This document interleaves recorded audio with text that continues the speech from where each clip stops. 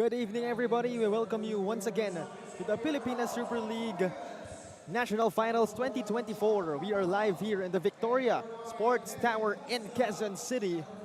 And for our matchup today, we feature Misamis Oriental going up against Caloocan City. As we can see on our screens, match at hand. And you can tune in to our live stream in our YouTube channel, PSL_TV, and Facebook page at Pilipinas Super League. It's Chong Pangilinan covering the action with Coach Vis Valencia and with Sam Gabrunino, our courtside reporter. Good evening to you, Coach Vis. Good evening, and Sean, no, another exciting game, no, that we will feature tonight, no. So kanina may kita mo, no, teams from Mindanao really performing very well dito sa ating regional finals, no. Speaking of teams from Mindanao, we have here Misamis Oriental coming from Mindanao as well. So itong Caloocan, another Manila-based team and another Mindanao-based team. That's true, no. Of course, again, with let's see, no, with Miss Or, no, the Miss Or lineup, no. We might be surprised again, like with this steal. Speaking of surprises, that was a good pass, but they're unable to convert. And as of right now, still no points in our ball game, as it's in the hands of Hilot, one of the names to tune in. And this guy as well, John Carl Canapi, who was recently recruited, Coach Vis, by the UST Tiger Cubs na kinover natin just the previous game. Oh, wow, no? And itong Canapi played to marami ng liga, na nilalaro itong Canapi na to, no? So, somehow his exposure with different leagues, no, can help, Caloocan, no? Well, he was previously with New Era University. Tapos na-recruit siya because of his excellent play in the different youth leagues in our country. So, yun na nga yung sinasabi mo, Coach, kanina. PSL gives those kinds of opportunities to these kids. Yes, that's true. And sabi ko nga, PSL is a blessing, no, sa mga aspiring basketball players, no, as they are given this chance, no, to get exposed, to get this experience. And again, no, Misamis Oriental, making the first basket. But John Carl Canapi will say otherwise. Three-pointer good for him. It looks like we expect Mr. Canapi to really find his groove, as here he is once again. 5-point swing for John Carl Canapi. Kita mo yung Canapi, no, how he really has this talent, no, yung talent niya from outside, driving the baskets. Meanwhile, Misor, that was Kabalihin getting a one-hander. Meanwhile, Canapi once again, 7 points for that guy. All 7 points of Caloocan coming from him. Wow, grabe. Instant scoring machine for Caloocan, no? Canapi. Here comes Danza, drops it. Kabalihin once again. That won't work. They try another one. Still won't go. And here comes Leo Del Hilot to his teammate. That was number 18, Fransley Baldomino. High-paced basketball is being shown by Caloocan. Again, they're pushing the pace, they're pushing the tempo. Meanwhile, Danza, that's no good for Misor. And here they go. Leo Del Hilot gliding for 2 points. And a timeout going to be called by Misamis Oriental. They're down by 7, 11-4. Over 7 minutes remaining in the first.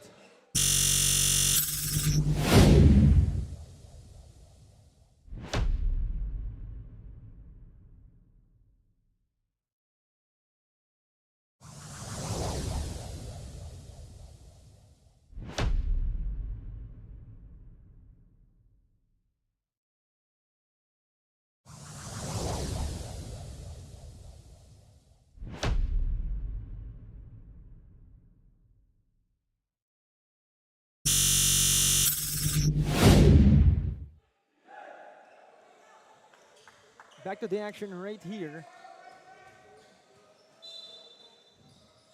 And possession now with Misamis Oriental. It's 11-4, 7-point lead. Caloocan in the driver's seat. Under 7 minutes remaining. Kapal. The steal by Canapi. John Carl, high pickup. The bump, the finish. What a move. Canapi, showing his not only offensive prowess but even his defense. Very quick swipe and then easy fast break for Canapi. But right now, it's a turnover by Hilot. So here goes Misor, a chance to capitalize. Good passing. Kapal, one-hander off the glass, it's good. And on the other side, we're not sure if the call right there.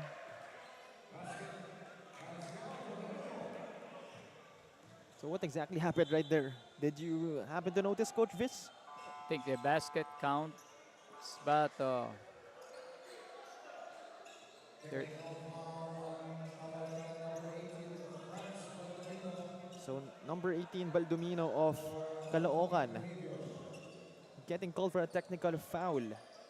So that's so the count. I think the basket for Caloocan will count, but number 18 will get a technical for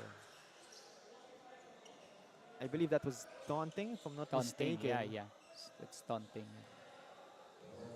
And because of that, Maningo, number 99 of Misamis Oriental, shall go to the free throw line for a technical freebie. As that is no good. 9-point lead for Caloocan nonetheless. Over 6 minutes remaining in our first period. Misor, a chance to cut the lead.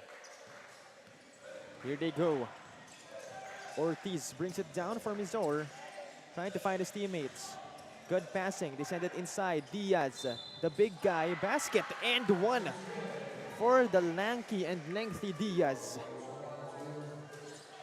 Good give and go play there now displayed by Miss Or kanina, no?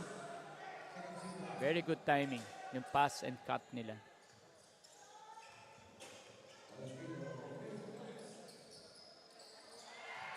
Three-point play completed. So that was Jasper Diaz.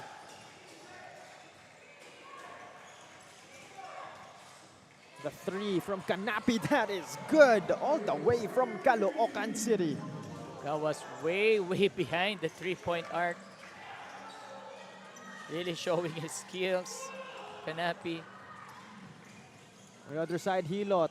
High pass, Baldomino. Hands it off. Hilot, unable to lay it in. Maningo brings it down for Misor. He attacks. A foul going to be called on the big guy. That is number 8, Daryl Catalan. Actually, the team captain of Caloocan City. So 2 freebies coming up for John Glenn Maningo of Misor.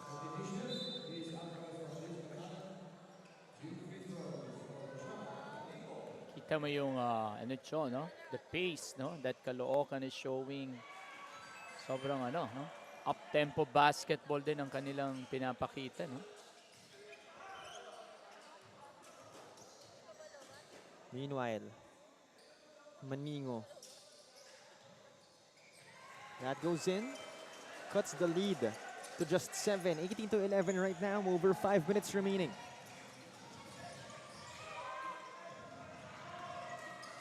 They fire for 3. That's no good from Baldomino. They still have it. Hilot attacking. Oh, no good in that acrobatic move. Maningo brings it down. The bump sends it out. One-hander, Kabalhin. A foul called. That time on Asi Alvarez. That time, Miss Or was trying to push the pace. And so far, Coach Vis, it has been only one guy for Caloocan. No, it has been John Carl Canapi. So if you're Misamis Oriental, Coach Vis, is it safe to say, if you shut down Canapi, you shut down Caloocan? Well, again, they sila ang remember Caloocan is the champion of their no of their division, no of their so again, I always believe, one man cannot win the championship alone. So, for sure, no, somebody will step up for Caloocan if they will try to, you know, concentrate with Kanapi alone. But so far, so Kanapi is doing all the damages for Miss Or single-handedly, both offensively and defensively. Agreeing with you, coach. And again, Kanabi, so far wala pa namang nagagawang hindi maganda. So if it ain't broke, don't fix it, sabi nga nila. That's true. As right now, let's turn it over first to Sam Gabronino for a report. Caloocan Batang Kangkalu was the champion of their division in NCR. Kaya naman this team would like to maintain their momentum at ituloy-tuloy ang pagkapanalo. Coach Adrian Tambocot said that they will be playing with two defenses and attack with their early offenses. They want to stick at it from start to finish. Kampante sila na kaya nila makipagsabayan sa kahit na sinong team kahit dumating pa sa global. Sila na kaya ang magtaas ng bandera ng Pilipinas. We'll find out that soon. Balik ko na sa inyo. So at this. Thank you very much, Sam, for that report. And right now, still, Caloocan in the driver's seat. Over 4 minutes remaining in the first. 9-point lead. But again, no, Chod, it is still mahaba pa ang ball game, no? So, like if you have watched the first few games kanina, no, a lot of surprises, no, pagdating sa end game, And definitely a lot of those unexpected outcomes. Again, last game, entering the game, we didn't know who the players of Davao City was, pero sila pa yung nanalo. True, that's true. And, parang if you will look at the game a while ago, parang Manila was about to pull away, pero, di ba? Pagdating sa last minutes of the game, fourth quarter, Davao just showed, team defensive effort, and was able to, get the first win dito sa ating regional finals. Sabi nga nila, Coach Viz, it's not about how you start, it's about how you finish. That's true. So, I totally agree with you. Meanwhile, Villano from top of the arc, that won't work for him, and a foul off the ball. So that's going to be called on number 44, Asi Alvarez of Caloocan.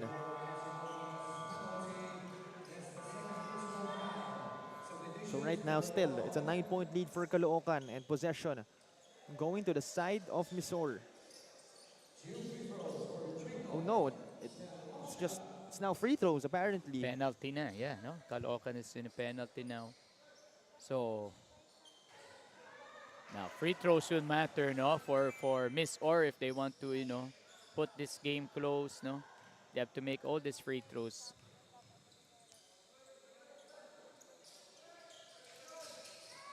And I think, Coach Viz, that's the most deceiving part of basketball, free throws. Walang bantay, walang nasa harap mo, pero for some reason namimintis pa rin. Yeah, that's true. Free throws is also, kailangan you have to practice it also, no? To make it consistent, no? Meanwhile, Diaz tried to climb up the ladder but will turn the ball over instead to Misor. Miss Or now is applying a full court pressure defense, no? For Caloocan, but easily broken. Easily broken that time. Julian Villano scoring for the side of Caloocan. So again, no John Carl Canapi on the floor right now. Meanwhile, monster lay-in coming from Jasper Diaz. What a pass. They get the steal as well, but that is erased. No ID, no entry, says number 24, Adi Alvarez. Good defensive stop there by Alvarez that time. Oh, turnover. Julian Villano, a couple of dribbles, attacking the lane off the glass. That's good for Julian Villano. So you see, Cho, no? Canapi is already having his rest, pero si players of Caloocan still contributing, no? Kanilang offense, no? Definitely that's a luxury to have. That's Because again, coach, sabi mo nga kanina, it's impossible for one man to really win a championship. Kailangan, it's gotta be a team effort. yes, that's true, Cho, no? So makita mo, Kanapis, enjoying an early rest dito sa first quarter, but still, no, Caloocan is doing a lot of damage for Miss Or, no? And coach, one more thing about that is yung pressure. Natatanggal kay Kanapi and masarap maglaro pag walang pressure. That's true, no? And for sure, Kanapi, will always be fresh. Fresh siya every quarter, no? Na doesn't have to carry the burden of, scoring all the time. But right now, the burden is on the side of Misamis Oriental. They're down by 9. Villano sends it out. It's now with this guy. Another problem for Caloocan. I've covered his game. Actually, a lot of problems for them. We have Mestidio, Duke Santos, Julian Villano and John Carl Canapi, Leo Del Hilot as well. Some of the notable names for Caloocan, but that's a turnover. Yes. Yeah, so again, no, turnovers, will hurt Miss Or. And if they want to keep the game close, they have to lessen their turnovers.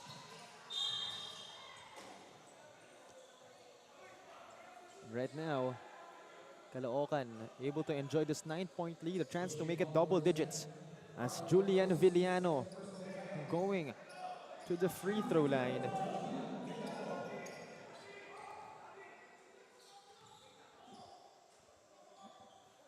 First one is good for Julian Villano. Make that a double-digit 10-point lead under 2 minutes remaining. 2 out of 2 for Villano to make that 6 points for him. It's now a double-digit lead by Caloocan. But still, it's still early naman. And good passing, good ball rotation shown there by Miss Or, no? I definitely agree with you on that, coach. That was Jasper Diaz converting. Meanwhile, Villano passes it to Santos, the fadeaway. That is good. What can you do about that?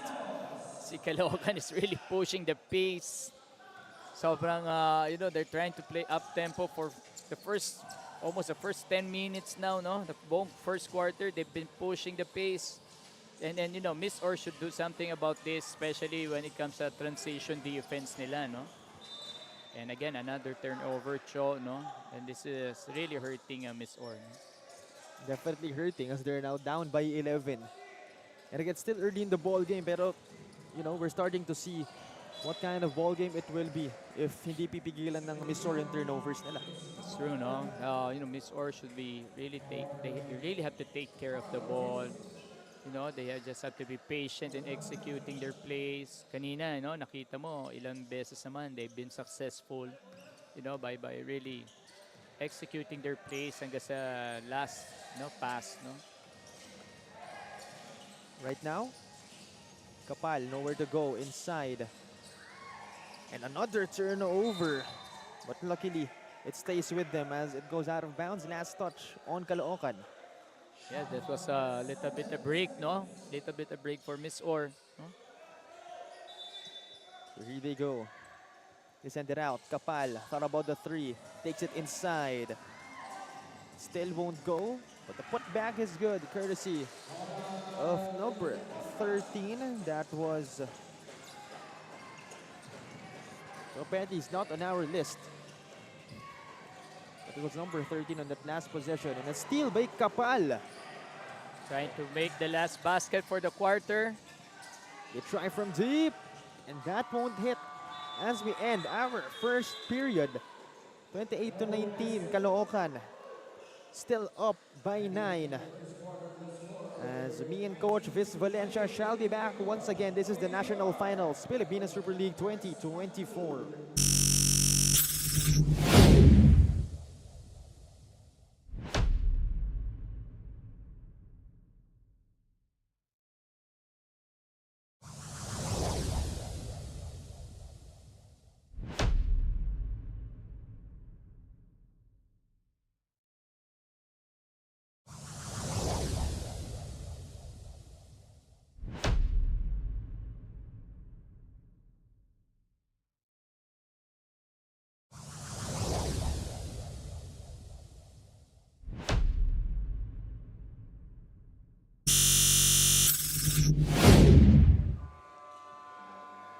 Back to the action right here as we take a look at the Born 2008 team grouping. For Team A, we have Caloocan, Cebu, Pampanga, and Miss Or.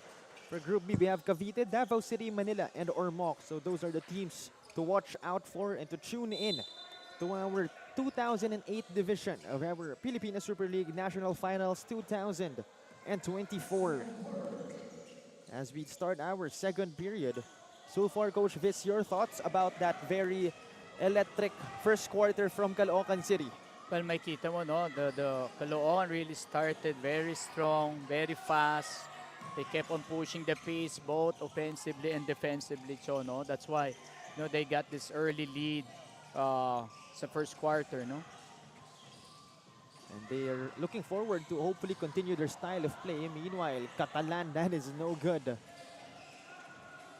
here comes Misor. Miss Or is trying to set up their game, trying just to be patient, no. And still no John Carl Canapi. A traveling violation. So again, still Coach Viz, no John Carl Canapi on the side of Caloocan.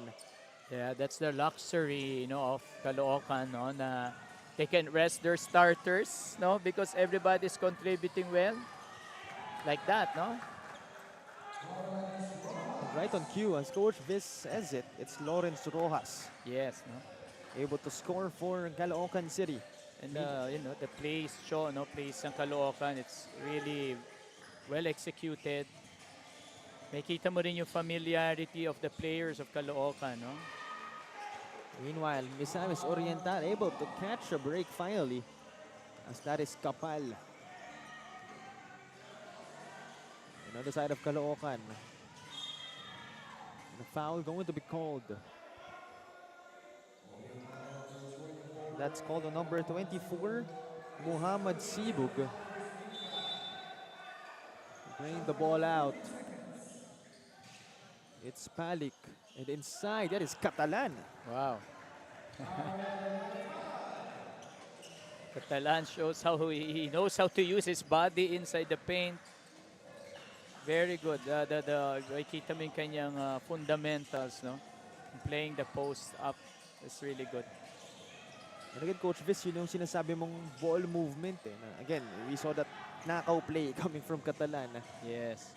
And on the other side naman, it's still Caloocan scoring. No, they're really pushing the pace. But, that's why they can push the pace show, because they're really making good stops, no? They're really executing very well defensively. But that one, this time, no? Lucky break, no, for Miss Or. They're able to cut the deficit to 10 courtesy of that squad, but Duke Santos answering back with a three-pointer of his own.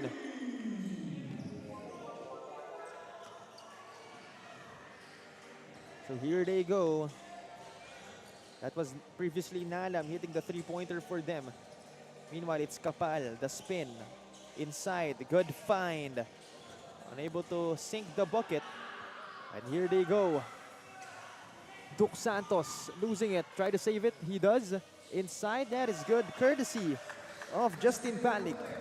You see, Chon, no? That's how good Caloocan is executing at both ends, no? Defensively and offensively, they make good stops. And then just pushing the pace on their offensive side, no? Like this one, no? And not to mention, Coach Viz, they're also forcing itong Misor to take those kinds of shots, yung mga fade-away tough shots. That's true. Very well executed pagdating sa, team defense sila, no? They're doing pretty well talaga. Meanwhile, Palik getting called for a traveling violation. Yeah, that's a traveling. And we're in our 6-minute mark, almost a 6-minute mark. Still no John Carl Canapi, but now let's turn over to Sam Gabrunino for a report. Para sa Misamis Oriental, playing in the PSL National Finals is already victory. Marami silang pinagdaan ng pagsubok para makarating dito. Ayon kay Coach Alex Sabakdalaw, limitado ang suporta na nakukuha nila kaya tulong-tulong ang buong team sa pagsulisit para sa kanilang expenses at pagkain. Well, this may have affected time for training, but they are here, very inspired and confident to show the world what they are capable to do. So, in this, Thank you very much, Sam, for that report. But now, let's take a short break and we'll talk about it more after this.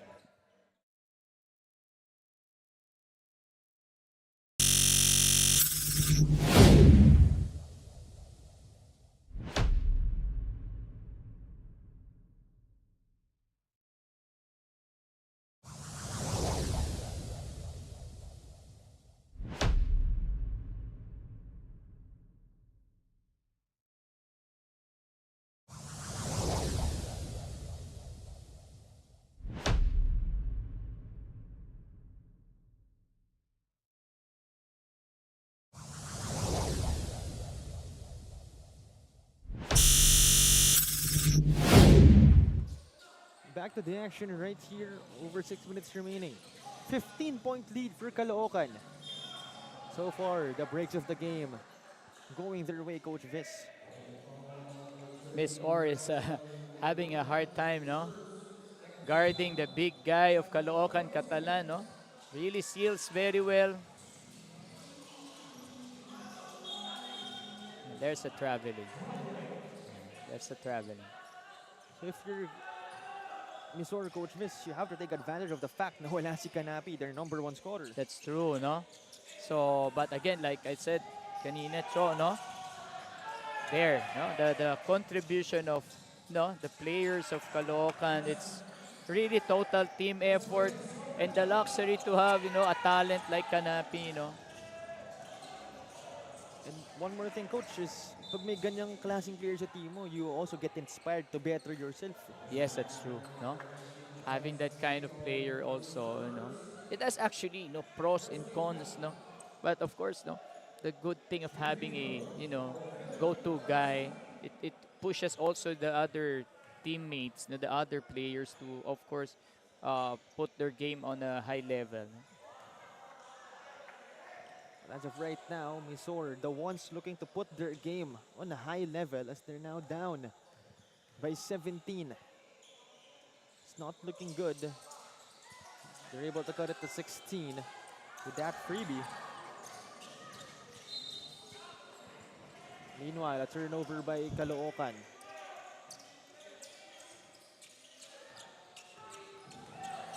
So here they come. Mid-range jumper, that is good. Courtesy of the team captain, Detmar Danza. Splitting the half-court press very well. And, you know, taking the right shot, no? And that time, it's an offensive foul game. Too much extension. So far, Coach Vis, a little bit of hiccups for the side of Caloocan. Yes, no? And you know, this is one thing that coaches should be conscious of, you know. Remember, these are kids. But, you know, of course, you know, having this kind of lead, there's a tendency mag-relax, no? The players, no? So this is where the coaches should come in and, you know, be aware of this, no? Definitely another layer of challenge for Caloocan. But as of right now, that's no good from Missouri. Here they go. No defender inside. Able to convert is Japrince Cabrera.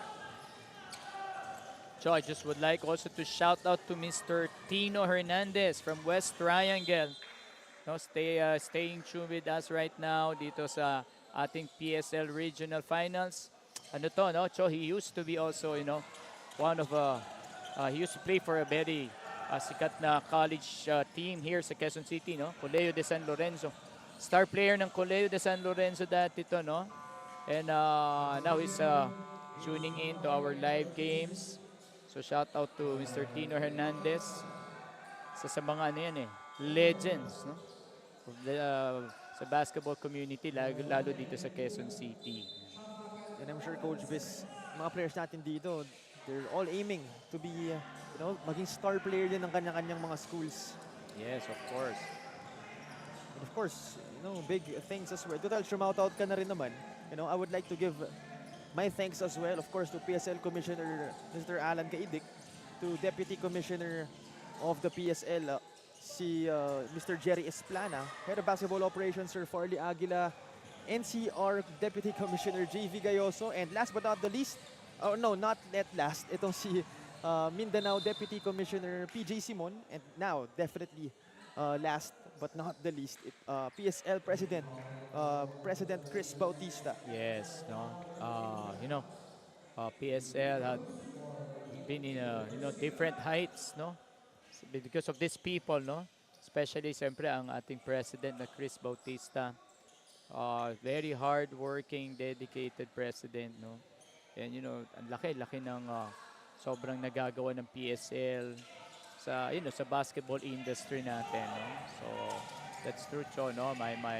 I also like to thank President Chris Bautista Yes. for having me here in also. Different heights indeed, Coach Viz. Again, we had the President's Cup just a couple of months ago. Ngayon naman, youth basketball for PSL. So, lahat talaga, sinastart ng PSL. That's true, no? PSL is, trying to cover different areas, different, level of basketball dito sa ating bansa, no? And it's really giving a lot of opportunities to our Filipino bowlers, no? Napakaganda, no, how PSL is organizing things.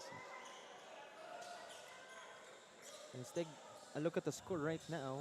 So, still Caloocan with a pretty huge lead. So, that's 15 to be exact. So, right now, possession on the side of Caloocan. That's no good. And possession going to stay with Caloocan. So a timeout going to be called right here by Caloocan as they're up by 15. Under 3 minutes remaining in our first half.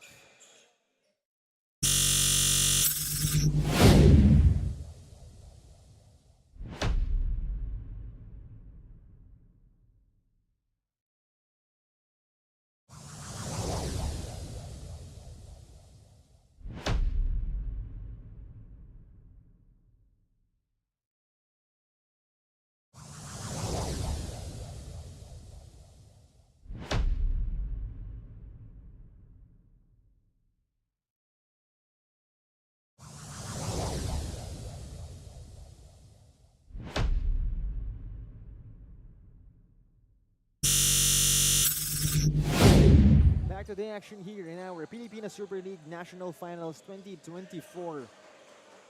And Caloocan having a 15-point lead, 43 to 28. As they're looking to add to that said lead.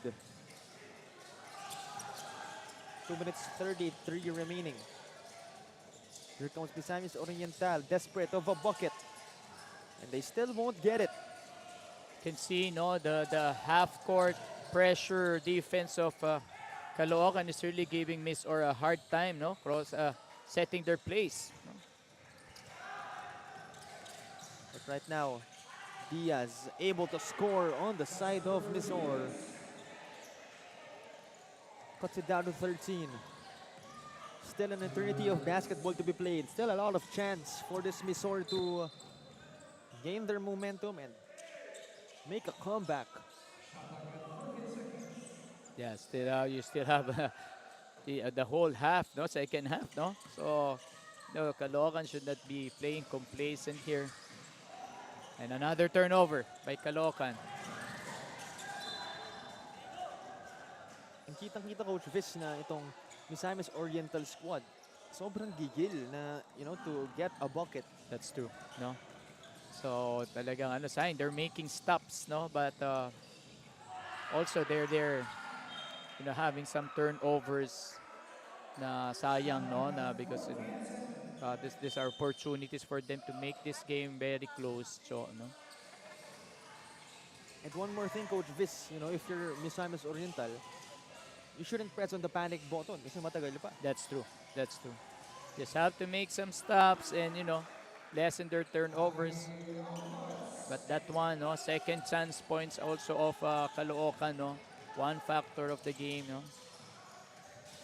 So safe to say ito, Misamis Oriental, they still have a lot of, problems to face. A lot of problems to find solutions for.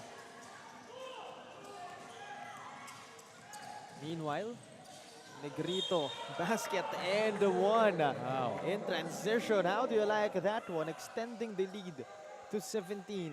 And attacking the basket very hard, no. That was a, good play, by Negrito. Again, another tough sequence for Misor. Under a minute remaining. Not necessarily the best situation entering the second half. It's true. Then again, sabi mo nga Coach Viz, no reason to panic. Just do it step by step. Sabi mo nga kanina. That's true, no. You still have you still have that whole second half, but this is also a good chance for Miss Or to put the gap a little bit close, no. Knowing if you're, I'm looking right now at the bench of Caloocan, no. Starters are all having their rest, no. Parang the whole second quarter, I didn't see the starters go back sa loob, eh. Definitely no pressure detected when we look at their bench. It's true. So right now, free throw number 2 going for Justin Palik. Has been a notable contributor to his squad as well.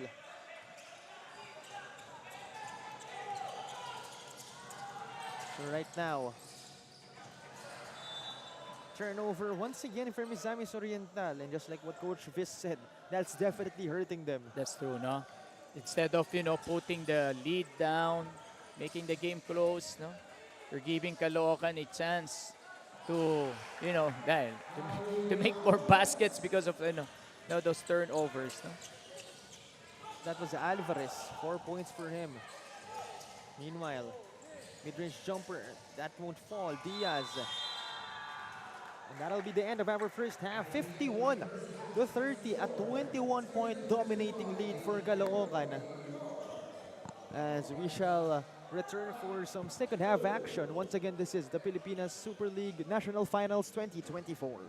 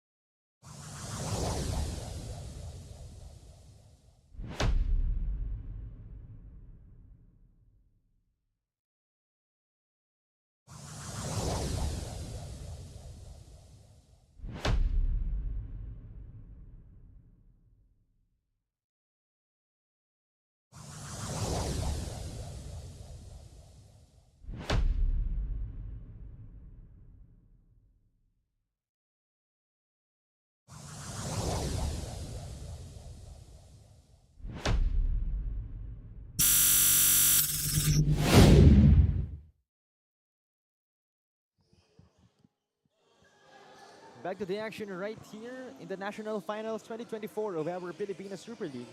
So for our tournament format, let's take a look. Single round robin, top 2 will advance to the semis. Crossover semifinals, A1 versus B2, B1 versus A2. And winners will advance to the finals championship. Only a single knockout game. So talk about the stakes presented right here. You won't even have a chance to redeem yourself after a loss. Once again, it's Cho Pangilinan covering the action with Coach Vis Valencia and with our courtside reporter, Miss Sam Gabrunino. And right now, we approach the start of our second half.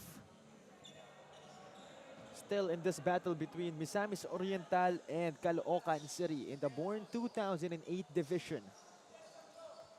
So Caloocan with a big advantage right here. As we start our third quarter, it's 51-30. Again, definitely a huge setback for Misamis Oriental. And if you're Caloocan, big convenience for you. But right now we see John Carl Canapi with the basketball right here inside the court.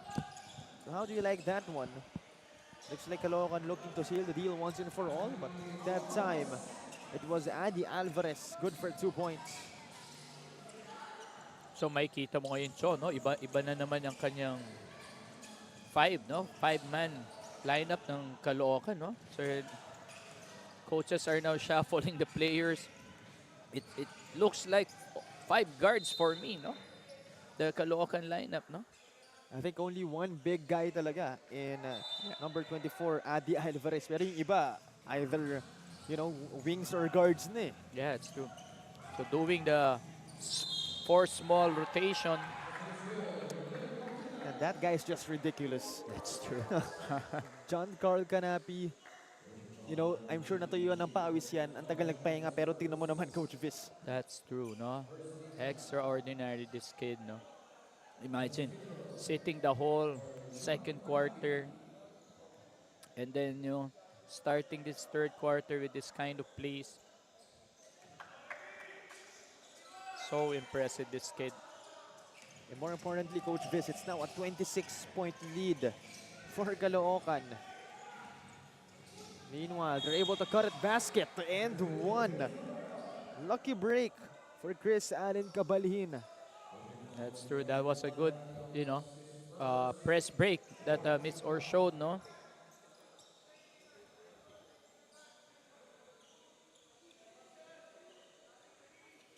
Bonus free throw coming up for Cabalhin. So far has 6 points to his name.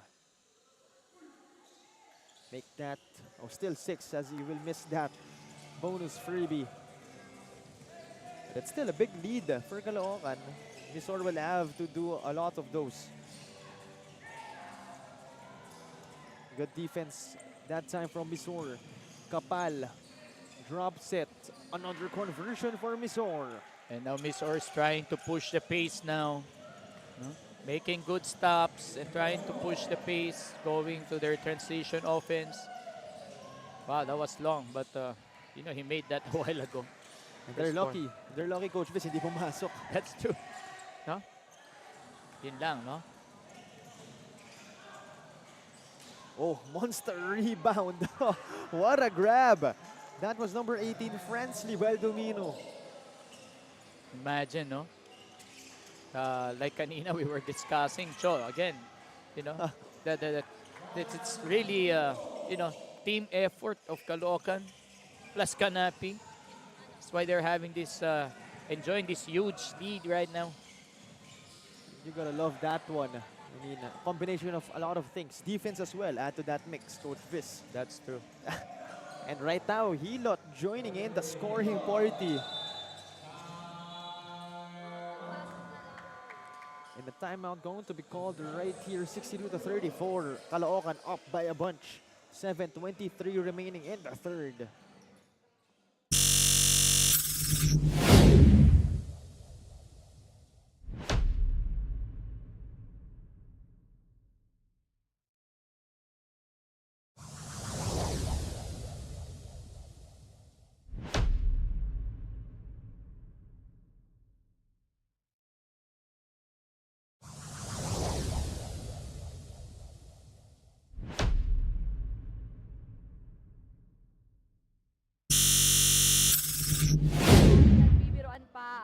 Caloocan Batang Kangkalo nitong halftime break dahil nag-good job sila ng kanilang coach sa malaking lead nitong first half.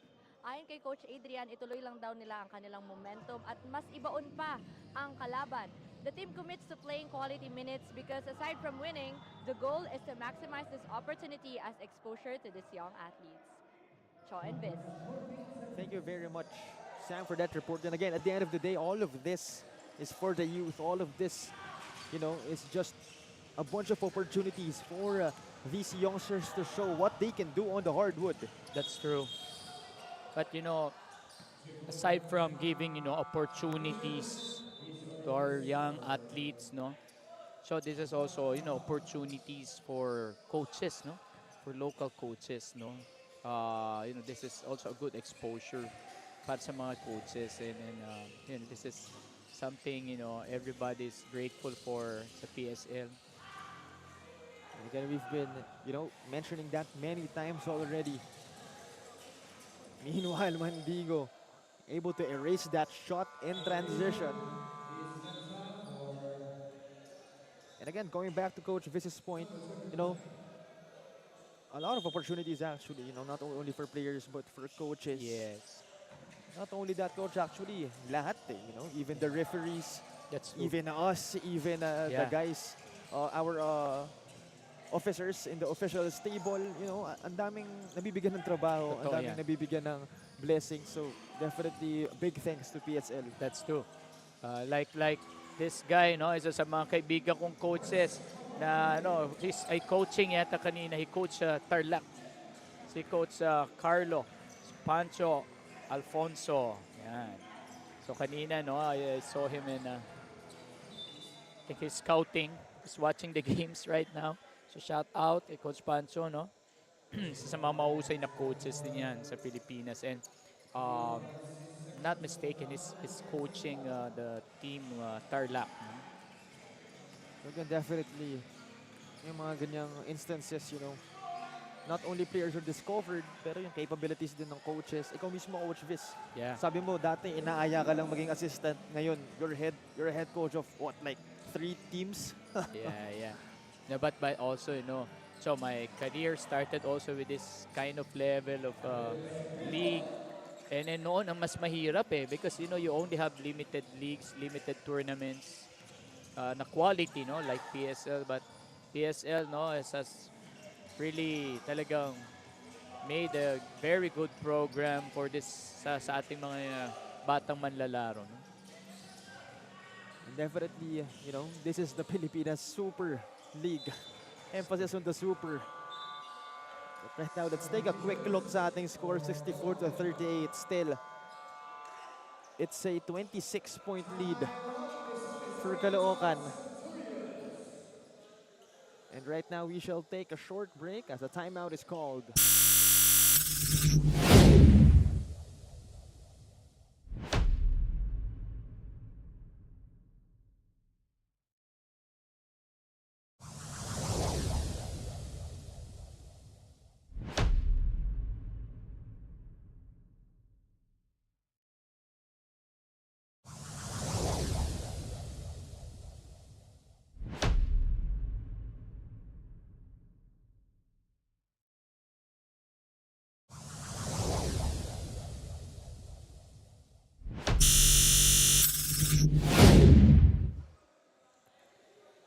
Back to the action right here.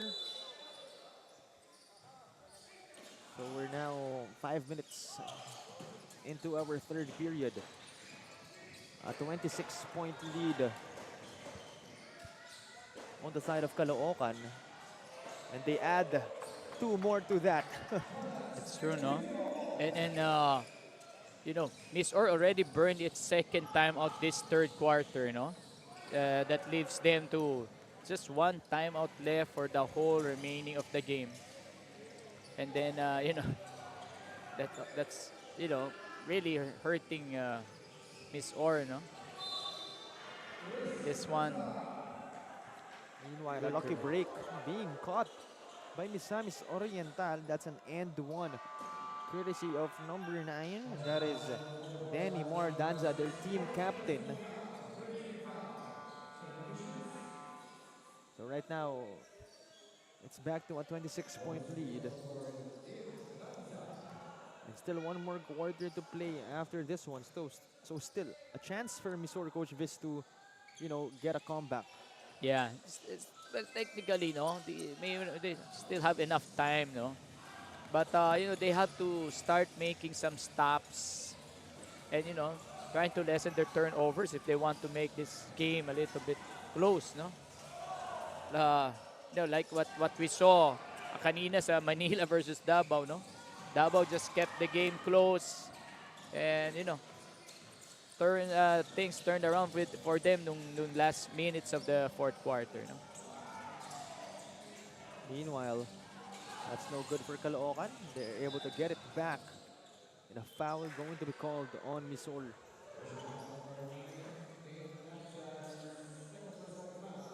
So once again, we are live here, the Victoria Sports Tower in Quezon City. That is no good coming from Mistidio. Parang Caloocan already used all its 15 players, if I'm not mistaken. And again, that's the luxury then Yeah. of really playing everyone. Lahat sila masaya. It's no? true, no? You really won't hear complaints. And for John Carl Canapi, he may be the #1 player, pero as of right now, it's an even distribution. That's true, no? Talagang may kita mo, everybody's contributing offensively and defensively like this. Another stop. But that one turnover right now, there. Another stop by Caloocan. Grabe, no? These kids, they keep on running the whole time, no? And it's actually good, Coach Viz, because they're the ones playing like sila yung naghahabol. Yes, that's true, Cho, no? They're enjoying this, huge lead, but they're the ones still hustling, trying to push the pace, no? Very impressive, no? Team Caloocan. But, Coach Viz, with a dominating first game like this, you're going to have a target on your back for the next game. Yeah, that's true, no? I bet, no? All other coaches will be watching this, And of course, they'll be thinking they should shut down John Carl Canapi. So, for the next games, expect Caloocan really to, help John Carl Canapi. Yeah, that's true, no? But again, sa pinapakita nila, Cho, no? Dito sa game, everybody is contributing. They're really showing that, Caloocan is not only about Canapi and, lahat may production eh. Everybody's adding production for their team dito sa Caloocan. And that's what you like.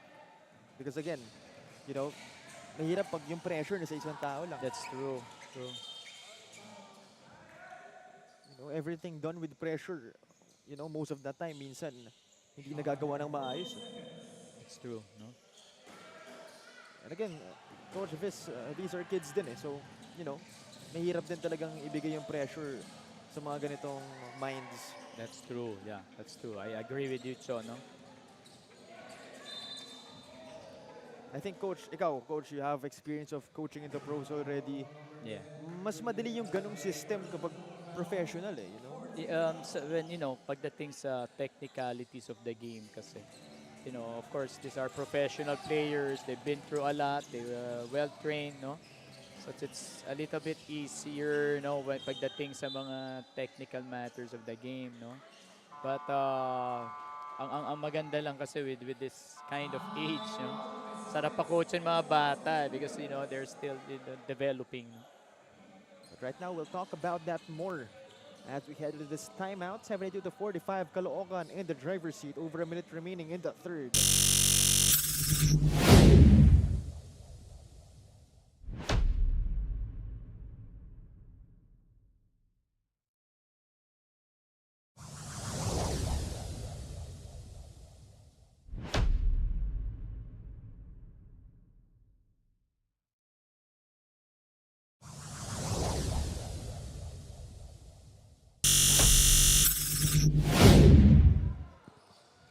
Back to the action right here. And again, going back to the point of Coach Viz, kasi Coach, pag bata, you have a chance to change their lives. That's true, no? This stage, yung ganitong age, this is really crucial for the kids, no? So what the things that they will learn, the philosophies that they will adopt, this is very crucial for them, no? So, that dapat, coaches should be, very, careful with these things na, no, no, when they teach the kids, no? Like the habits, no, that they will teach the kids, no? It's very important, no? Yung mga lessons, coach, no, how to deal with loss, how to not Yeah, be, over complacent. that's true. That's true, no? So maganda yung ano, no? And that's again, no, what PSL is, giving to the basketball community, They're also helping not only players to get developed but also even coaches to get developed, no? Safe to say, coach, youth basketball is a different animal compared to Yeah. the professional ones, even to college ones, actually. Yes, yes, I agree, no? Talagang each level has different approach, eh. Ikaw, coach, you've, sabi mo, naka-coach ka ng youth, college players, even Yeah. professionals, so lahat nadaanan mo yan. Yes. And it's true, no, how the adjustment, no? The adjustment with that different kind of level talagang it's not that easy, no? So we take a look at the score right now. 74 to 48. 9.8 seconds remaining in our third period. Yeah. So Caloocan, shot clock is off. Estidio fires for a three. That won't fall. Misor, 3 seconds to shoot. Santos, able to beat the buzzer with the last second transition lay-in. And it's now 76 to 48 at the end of 3 quarters. Caloocan in the driver's seat right here as the National Finals 2024 of the Pilipinas Super League shall be back.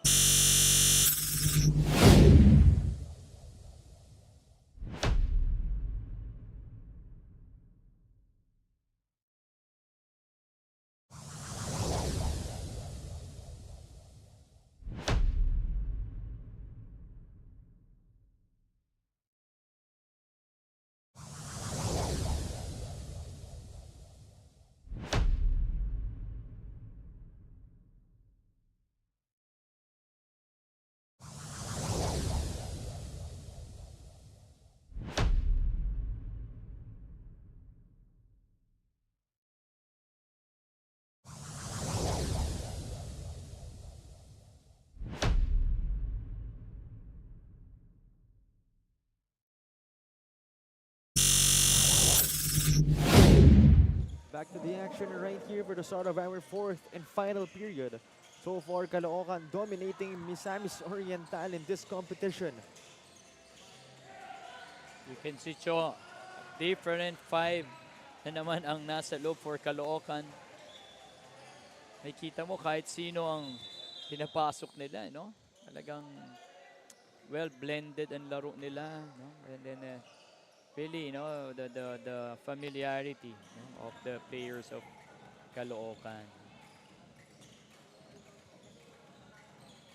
So right now, Misamis Oriental, desperate overrun of a momentum boost as they have possession. Looks like they will settle for a three, but they won't hit as the ball getting stuck on the top of our backboard.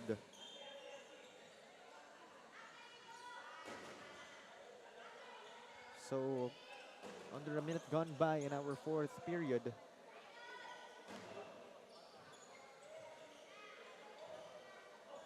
It looks like, oh no, they won't use another ball. They will use the same ball. For the meantime, let's take a quick look on our statistics right now. So far, it has been Diaz for Misamis Oriental leading with 12 and John Carl Canapi with 17.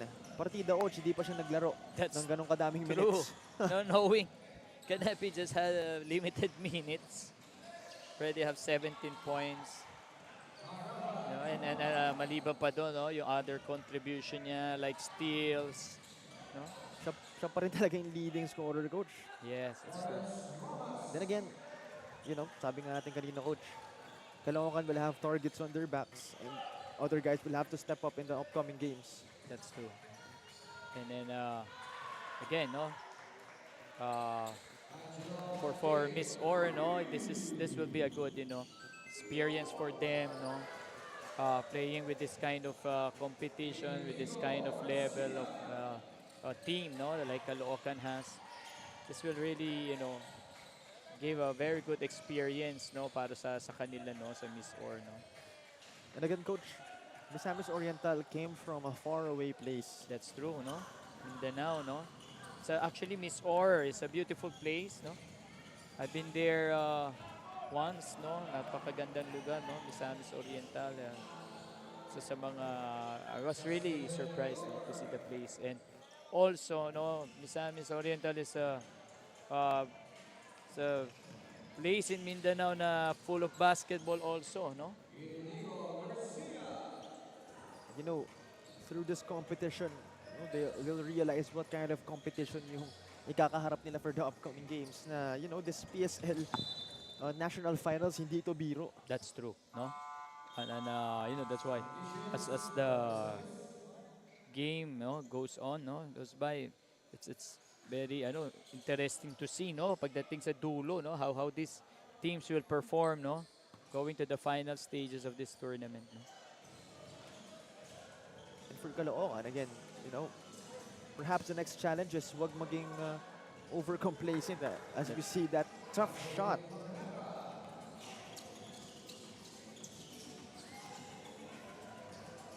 And again, Caloocan breaking away. Another 2 points for them. See, Caloocan is still, playing good defense, no, still, applying some pressure sa full court kanina, no? Although they're leading a very huge amount of lead now. We definitely like the way they're playing. Again, the big boy Catalan getting inside. Everyone joining the scoring party. And Misor, kita naman natin, Coach, they're capable of scoring. They're going back and forth. Pero again, it all boils down to the defense. That's true, no? Caloocan really, displayed well execution sa defense sila from the start, no? So definitely that's something they will have to focus on next game. Because if you're gonna look at the scoring, okay naman eh. So far, Diaz has 14, Kabalihin with 8, Danza with 7. So, a lot of candidates for them to score. Pero on the defensive side, dun magkakatalo. That's true.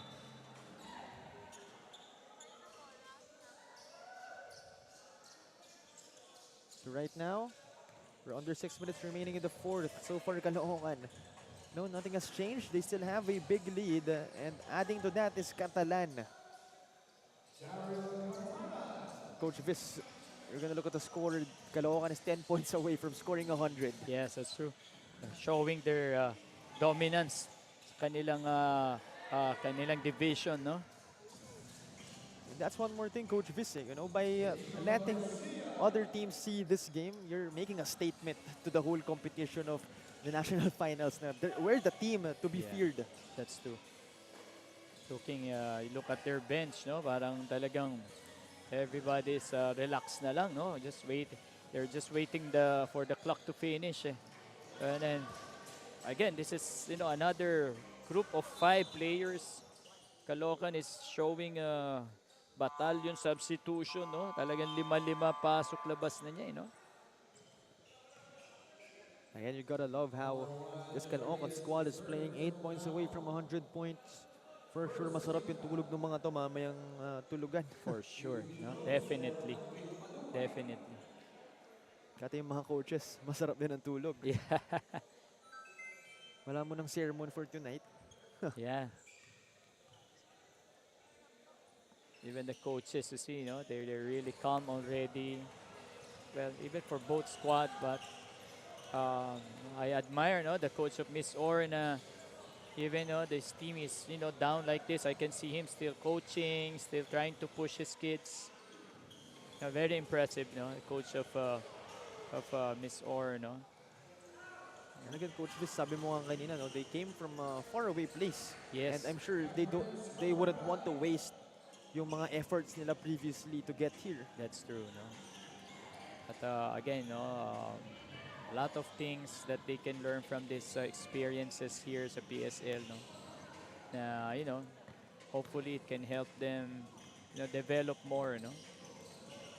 Then again, it's just one game, Silver Yes. lining is just one game. Totally. You're not losing something big. It's not like it's the finals already. So a lot of chances for them to bounce back. That's true, no? You see, Caloocan, another battalion substitution made by Caloocan. 5-5-5, kanilang paglabas. And then that's the, the luxury they can have, no? The privilege that they can have at this point, no? And they're just like 4 points away to reach the 100 mark, no? And Coach Viz, that's, or rather, one more thing for the side of Mysore.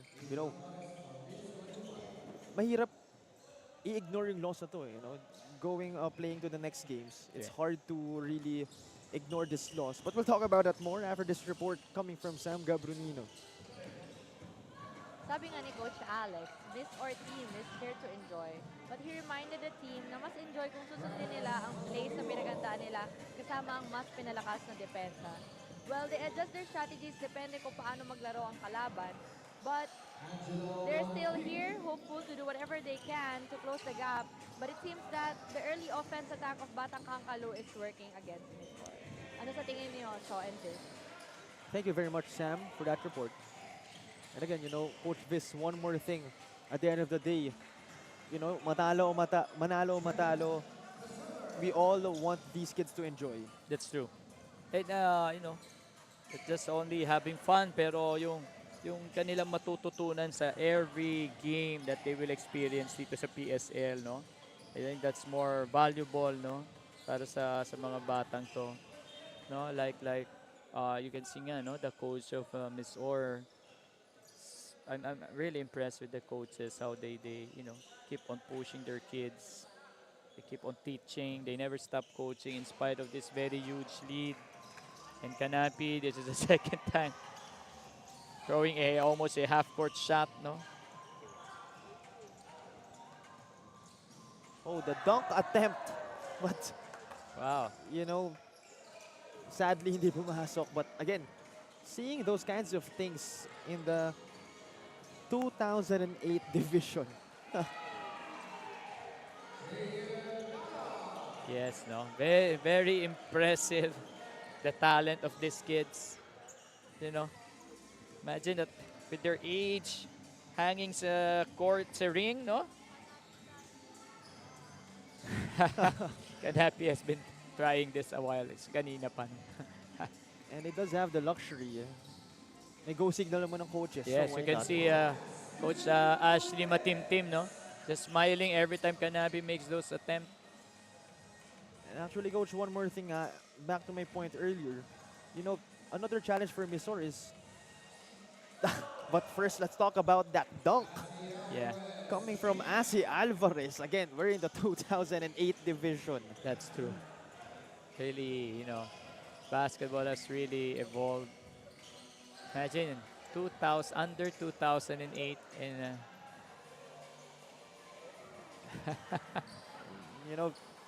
So far, John Carl Canapi just having fun with it. All of Caloocan having fun with it. And props dito sa team ng Mysore, no? They're being a good sport about it. Walang napipikon. yeah, it's true. Even the team of Miss Orr is amazed. Now look at the score right here, 101. Mark now for Caloocan. So how do you like that one? Yeah, I think they're just wasting trying to waste the clock. And, props to this Caloocan team as well. No disrespect, nothing extra. Yeah. Walang extracurricular activity, not hurting the players of Mysore. Both teams actually playing a clean game, solid game. So yeah, props to both teams. You know, if you're Caloocan, you're happy you got this dominating win. If you're Misamis Oriental, nothing to be sad about, just the first game. That's true. But solid display of Caloocan.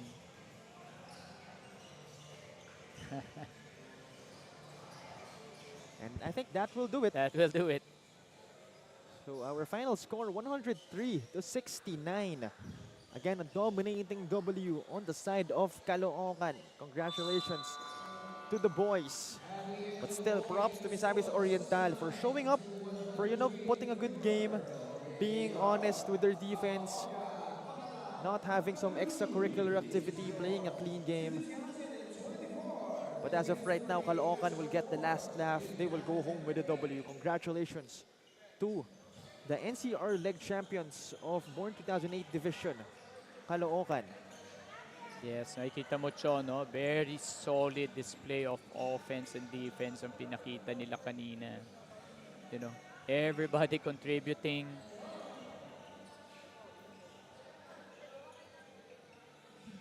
And once again, congratulations to Caloocan for that W. And now we shall shift it to our best player of the game introduction. Go ahead, Sam Gabronino.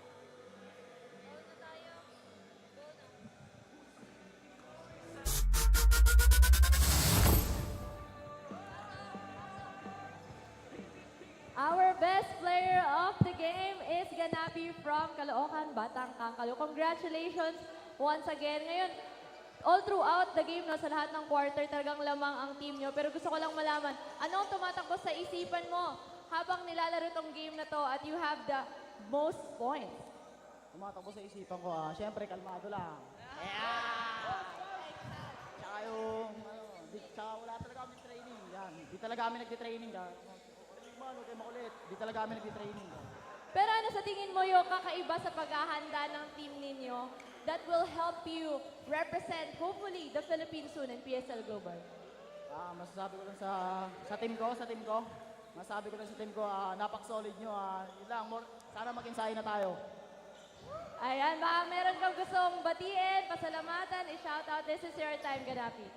Papasalamat ako kay Doc Renz, tsaka sa buong Doc Bipam, sa mga kampi ko, tsaka kay Tita Beryl, kay Tita Rhea, tsaka sa mga tito-tita ko sa Bulacan, kay Tita Jewel, Tito Jericho, tsaka binabati ko yung mama ko, tsaka papa ko, tsaka buong Santo Niño nanood. Binabati ko lahat ng TBS dyan, True Brown Style 13, Santo Niño Clips, tsaka sa Godfather ng West Barrio, shoutout kay OG Udrich yun. Ayan, congratulations ulit sa'yo. Mukhang masayang-masaya ang team. At syempre, masaya ka rin. Uuwi ngayon ng panalo. Balik po na sa inyo. Chow at Biz. Thank you very much, Sam, for introducing us to our best player of the game. Once again, that was John Carl Ganapi. Congratulations. Just take note na, imagine, di pa raw sila pala nagpa-practice niya. Ha, Cho? So again, definitely a surprise to everybody, but nonetheless, a dominating win for Caloocan. But let's take a look at our games tomorrow. Still here in the Victoria Sports Tower in Quezon City.